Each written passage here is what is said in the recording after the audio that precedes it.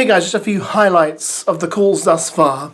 I mean, listen, let's start with Leanne's one because it was the most revealing. Leanne's having a call with KAZ. KAZ. She was on All Stars. Can't remember when, but she was one of my favourites. First series of All Stars she was on, actually.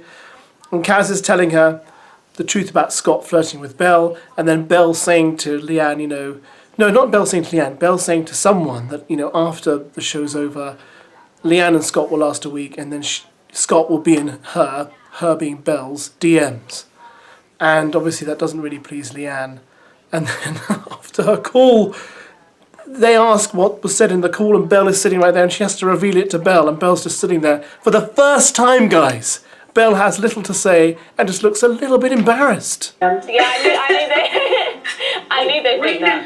We knew you were all gonna. I know. Everyone really liked him. Really? I think he fancied. I think the attracted to you. I think he was also attracted to people and was excited. Men, babe. Yeah, I don't know what the fuck to do because obviously there's been things that I don't know who's right, who's wrong, what the situation is. There's nothing wrong with being vulnerable and just telling him how you feel.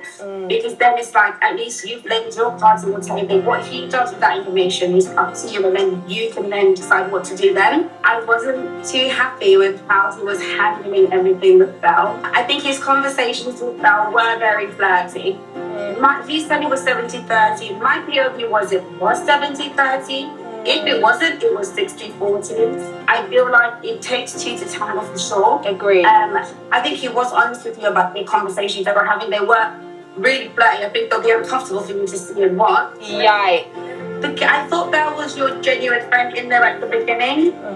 I think through the situation, I was like, nah, it's not giving that there. Like, she did make one comment that I wasn't too happy with. She was saying to Sammy how she feels like when you guys come out, things between you and Scott are not going to last, and he's going to run back to her, and her DMs are going to be sort of you.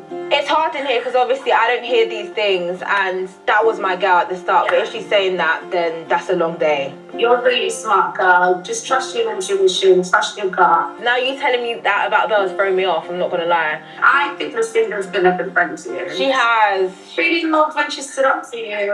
I know, and I fucking snaked her. Oh my god, I feel so. But I've been feeling bad about it all morning. We did a game in the garden, and she's been the only one to literally ride for me. And the other day I literally was like, look, I think you did that for yourself, but I don't know why I did that. That's my girl, and I literally apologized. It's okay. Do you know what?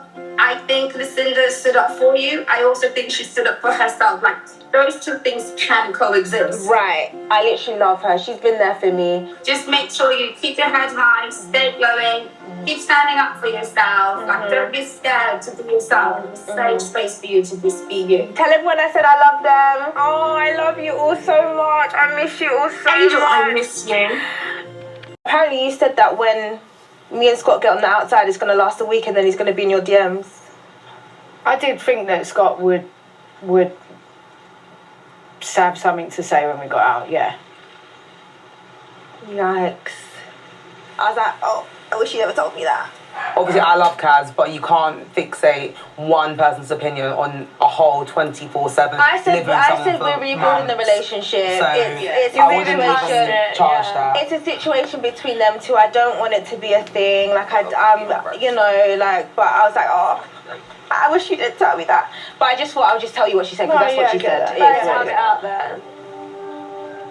Then I thought we had this rather mean moment with Millie, Chloe Burrows, mocking the fact that she snogged Curtis. When you snogged Curtis, it's framed in the kitchen. No, it isn't. You can't change it. I know that Millie really wasn't happy with the whole Curtis thing, and it really didn't work, but do they not think Curtis is going to watch that back and kind of be a bit hurt at the fact that you're just mocking the fact that she kissed him and it's a joke? I mean, does he deserve that sort of treatment? I didn't really think so. And then we had Belle with her dad. Her mum does join in, as do the dogs. And basically, you realise watching this that Belle's parents clearly 100% cheer her on, no matter what she does. So they don't really tell her anything particularly. They try and tell her, you know, stop shouting and everyone. She justifies by saying everyone's, you know, peeing me off or whatever. And I'm like, well, you should really tell her the truth, that everyone is fed up of the shouting and the borderline bullying and the victimization. And I think, you know, she needs to just cool it and try and show us this apparently fun, happy, loving side of herself, which her dad says hasn't really been coming to the surface yet. I can't help it. Stop that. And if no one's going to say it, I fucking will. And you don't need to, darling. You don't have. You've said what you need to say. You just enjoy yourself now.